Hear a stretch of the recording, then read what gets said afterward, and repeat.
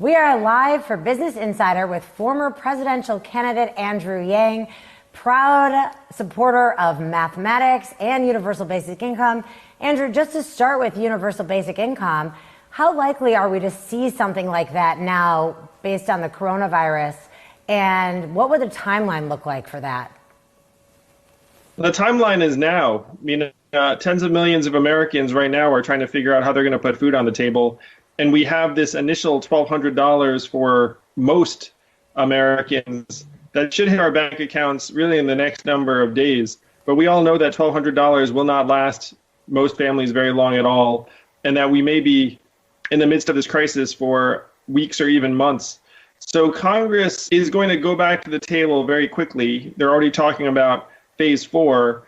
And to me, it's going to include cash payments to Americans in May and maybe June to help us get through this crisis. But after we put money into our hands, we'll see that this is something we should be doing in perpetuity. And do you think that that's something that could get through Congress? And are there people in Congress that support it and can push it forward? Yeah, I've been in touch with about half a dozen members of Congress. There's a growing recognition that our economy is transforming, not just in the short term, but in the long term. I heard from CEOs of major companies who've been saying, not super loudly, but saying privately, that many of the people that are on furloughed or are being sent home may not have jobs to come back to. The fact is, a lot of these companies are already automating many of their processes, and a lot of the public-facing businesses like Macy's and the amusement parks and the restaurants and the concerts aren't going to come back at full steam.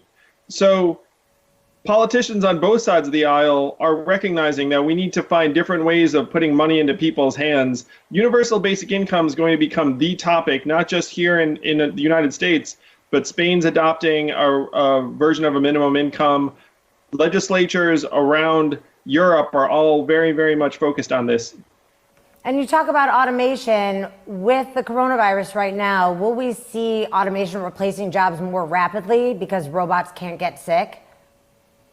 We will. We're going to see the progressive Amazonification of our economy, as Amazon's one of the only businesses out there that's hiring more and more. You're seeing more robots in grocery store aisles, cleaning after we all supposedly go home, but also helping customers in the front end in a way that they hadn't before.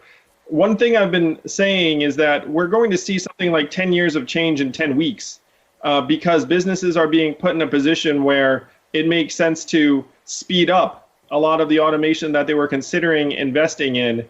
The fact is, right now, this virus is the perfect environment for companies to get rid of people, bring in robots and machines, and figure out how they can operate more efficiently.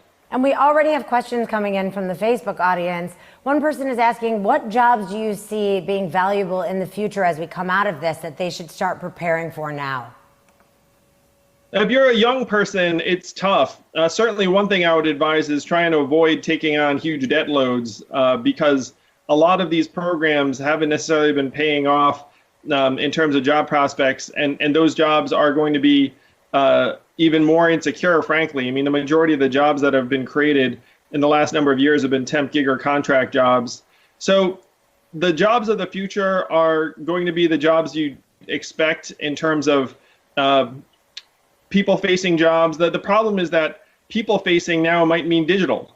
It's like it used to be that you couldn't outsource certain things that people would want to interface with, like teaching is the most basic example. I mean, my kids are at home just like everyone else's kids, and they're getting taught online. Now, is that what we all want for our kids? Like I personally would prefer that my kids are getting taught in person. I think my kids prefer that too. But there are going to be many, many families that actually make a different determination, where they actually say, hey, this online thing is working well.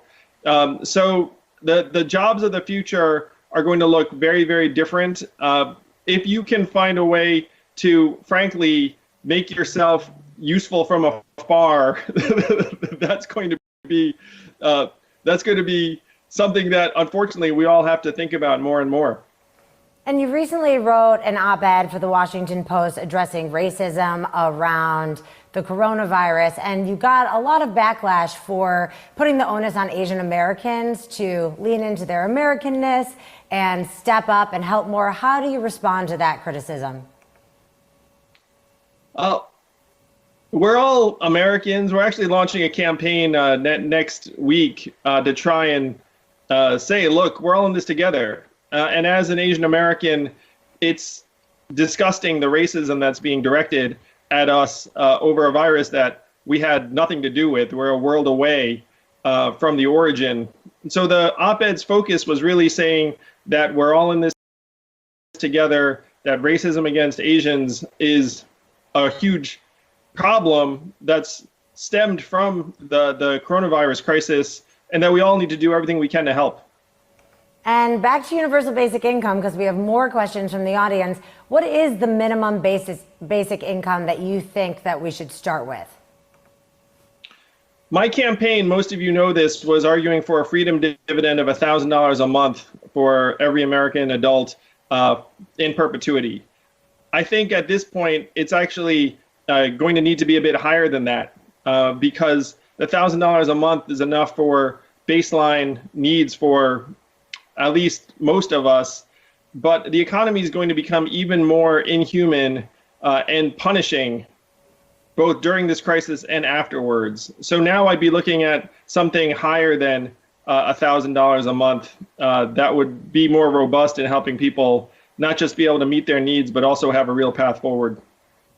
And one Facebook user is saying that giving people money doesn't necessarily provide the same value for people that giving them opportunity does. So do you have any ideas for how to find opportunities for people in impoverished areas?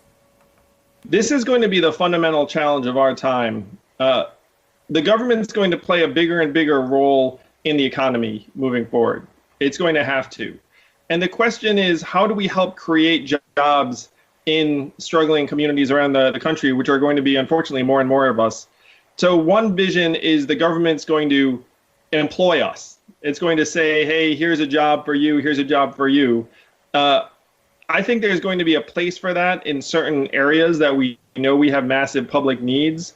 But I think a better path is for the government to let us rebuild our local economies, put money directly into our hands. And the big misconception about universal basic income is that it somehow mitigates work. It actually creates many more opportunities for work, because if you have a town where everyone's getting money, then they can spend it on local businesses that will end up hiring the people in that town. But also it helps recognize the kind of work that many people are doing that the market was not recognizing, like caregiving. My wife's been at home with our two boys for the last number of years, and the market obviously has valued her work and the work of every stay-at-home parent at zero. Artists, in many cases, sorry artists, but it's true. Like, you know, the market hasn't exactly been rewarding many creatives for their work over time. So universal basic income will create tens of millions of jobs around the economy, but it will also help broaden our definition of what work is. And a really smart question from the audience: how will you plan to control for inflation when we have universal basic income? Is that something that you're worried about?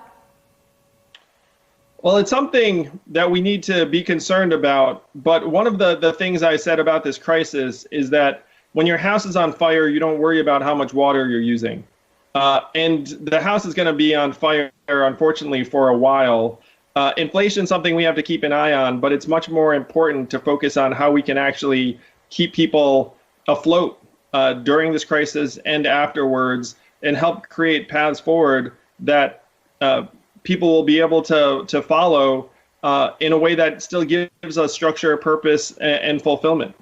And where do you expect unemployment to go, either based on the way we measure it and also the number of people that will be partially working or at reduced hours or salaries during the rest of this coronavirus? Even our pre-crisis unemployment levels were vastly misleading. The majority of the jobs that have been created in our economy over the last 15, 20 years have been temp, gig, and contract jobs that didn't have benefits in many cases, that could disappear at any moment. And the labor force participation rate had fallen to 62.9%, which was a multi-decade low. Again, this is all pre-crisis. So the headline unemployment numbers are terrifying, but even they're an understatement of all of the problems that have existed in the labor market and will unfortunately be with us for a long time. So if you ask me what I think the headline unemployment number is going to be, I think it is going to be elevated for the foreseeable future, even into the double digits.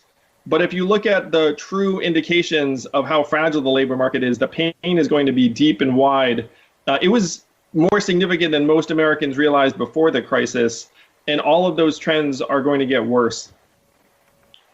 And looking at Bernie Sanders' big news today, he stepped out of the election. How do you take this news? What do you think it means?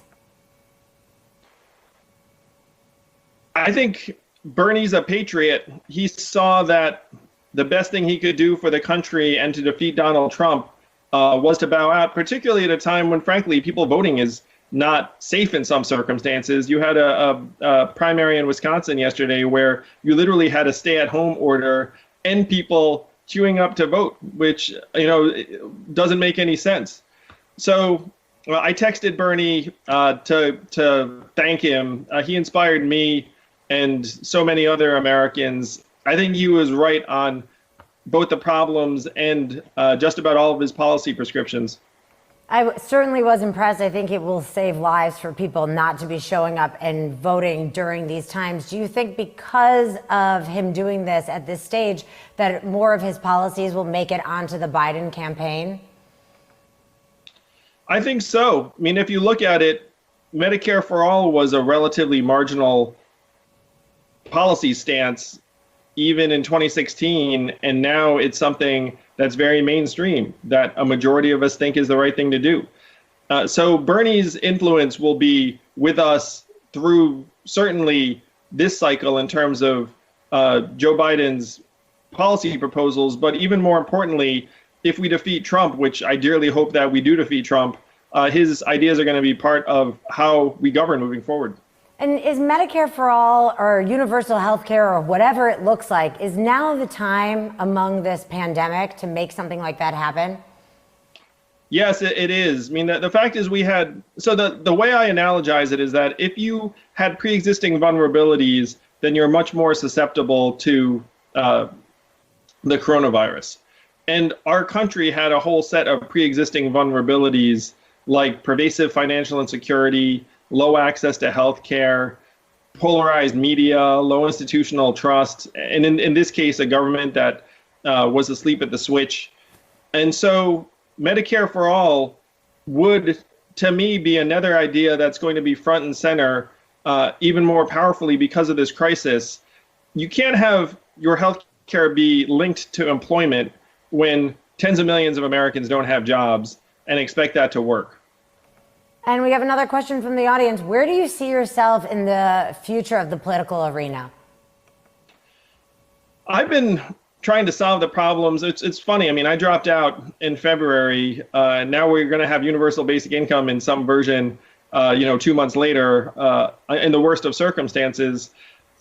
I started a nonprofit, Humanity Forward, that has already donated $1.2 million directly to working families in the midst of this crisis. To me, the problems are here. I just want to keep on working on solving those problems, whether that's in government, out of government, nonprofits, for-profits, anything we can do to help move our country in the right direction, I'm going to be working on. And another viewer question, any ideas for how we can unite America right now? It's a really, really rough time. I hope that we can all come together as Americans. Next week, I'm actually going to be part of a campaign called We Are All Americans to try and help people come together. And I'm optimistic that Republicans and Democrats are going to stretch beyond their traditional policy thinking to try and solve some of these crises that are, killing, frankly, tens of thousands of us in ways that we're not even talking about. We all see the coronavirus death toll, and that's horrifying. But there are many, many other Americans who are being denied elective surgery because our healthcare system has been overrun. There are many other Americans who are being pushed into financial distress that is causing really heartbreaking consequences. My wife works in an organization that deals with autistic children and adults, and one of their community members committed suicide because they weren't able to handle the social isolation. So there are many, many tragic consequences to this crisis that are well beyond the direct victims of the virus. Wow. And another person is asking, is now a time where software solutions to the democratic process should be implemented so that when we face crises like this again, that we're prepared? Oh, yeah. I mean, I think it's an embarrassment that Congress can't vote remotely right now. I mean, think about it. They're all supposed to go back to D.C. to vote in a chamber where you're supposed to be not gathering. You literally have an auditorium where they're all supposed to pile in. We're not even supposed to travel, and you have hundreds of people that are supposed to make it back to D.C. from, Washington, on Alaska. Like, it doesn't make any sense. I mean, all of us are being pushed into remote work. And our organizations are adapting, and our government, the most important organization of them all right now, is not adapting. So the fact that we don't have remote voting, the fact that we're not moving very, very powerfully towards voting by mail, and part of this is partisan. Part of it is that Republicans are saying, hey, voting by mail, we don't like it, and there are some reasons they don't like it. But both parties have been guilty of not trying to modernize their own processes. And unfortunately, we're dealing with some very low probability but high impact events. And our government has not done a good job of preparing for those. And I think this is what one of the other questions that we got from a viewer actually means when they talk about unsuspending. I think they're talking about Congress right now. Do you think it makes sense to unsuspend Congress so that we can move more quickly with policies? Well, Congress isn't suspended at all right now. They're just on a break. I mean, do I think they should all be someplace where they can vote? Like, I do. If that's in their homes, that would be ideal. Most of the time when people are asking about unsuspending, they're asking me to unsuspend my presidential campaign, which, frankly, would make very little sense in this context. And that may be what this person was asking. I'm trying to, figure it out as we go. We have another viewer who's asking, what should Biden do that will help America move forward and set us up for growth in the near future? I mean, Joe has to first lead us to victory in the fall because we have a Herculean task ahead of us to try and rebuild our country. And Joe needs to first present a vision of the country post-Trump that a majority of us will get behind and get excited about. And then the real hard work comes because we're going to be left with such a shambles. I mean, I'm not sure what the timeline of this crisis is going to be. You get different data points. But when I talk to public health experts, we're going to be dealing with the consequences of this crisis for years to come. And we need a Marshall Plan style initiative to rebuild the country. And to me, Joe should be helping create that vision for what America in 2022, 2023 is going to look like after we have a vaccine in place. And as a lover of math, where are you seeing people use numbers or data incorrectly, or where are you not trusting data that you're hearing, or where you're just yelling at the TV at charts? What is it that gets to you?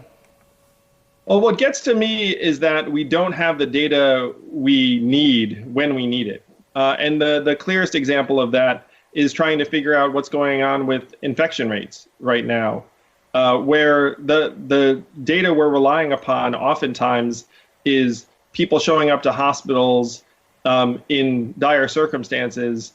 Ideally, you'd have widespread testing so we would have a sense of what the infection rate is on people who aren't showing up to the hospital. Or if you could get tested independently, then you might be able to actually do a few things in an environment where we could all feel safe. So it's not even so much the misuse of data that troubles me, it's the lack of data. And the coronavirus infection data and the lack of testing is easily the most egregious right now, given our circumstances. But to me, it's one reason why, and this is going to sound very, very public servant-y, but the census is really important. Like, having good data is really important, and we need more of it to inform good policy. And do you believe we should be regulating essential markets like housing, utilities, and food to go along with universal basic income? And this is also a question from the audience. I think in this time, Americans should not be worried about keeping a roof over their head or putting food on the table. And one thing that other countries have done that I think we should do is just make the government the buyer. So right now, there are a few different approaches. Highly imperfect approach is pile money into institutions and hope it reaches us. That's not going to do the trick. Number two, which is better, is just put money into our hands and then let us pay our bills. Now, that's vastly superior to option one, but still has a couple of gaps. I would be combining options 1, 2, and option 3, which is just have the government say, look, we've got your rent. Look, we've got your heating. Look, you're going to be all set for at least this period of time.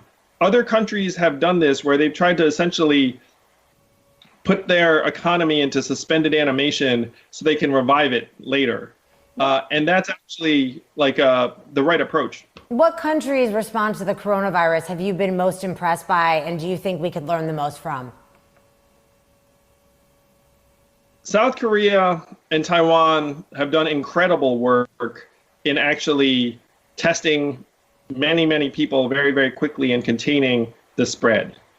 The example I used about having the government be the buyer and then putting your economy in suspended animation, that was from some Northern European countries like Denmark. So those are, to me, the countries that have done the best job on different aspects of the crisis. And you talk about big government, like having more government involved as we work through the crisis. And on the other side, we're hearing about how individual state and local budgets are getting hit really hard because of the economic crisis that has been caused. So what is the policy prescription in order to get those governments to a place where they're not laying off workers, instead they're actually out there helping? To me, this has to be from the federal government on down. The majority of states have balanced budget amendments. And so when they hit a tough spot in their budget, it's really, really difficult for them to recover. If they run, if they can't run a deficit the way the federal government can, let's put it that way. So to me, this has to be the government saying, look, don't worry about it, state governments, you should definitely not be laying people off right now. We're gonna make sure that your budgets stay in the black during this period, particularly because many of these states have emergency needs like PPE that they're needing to outlay cash for.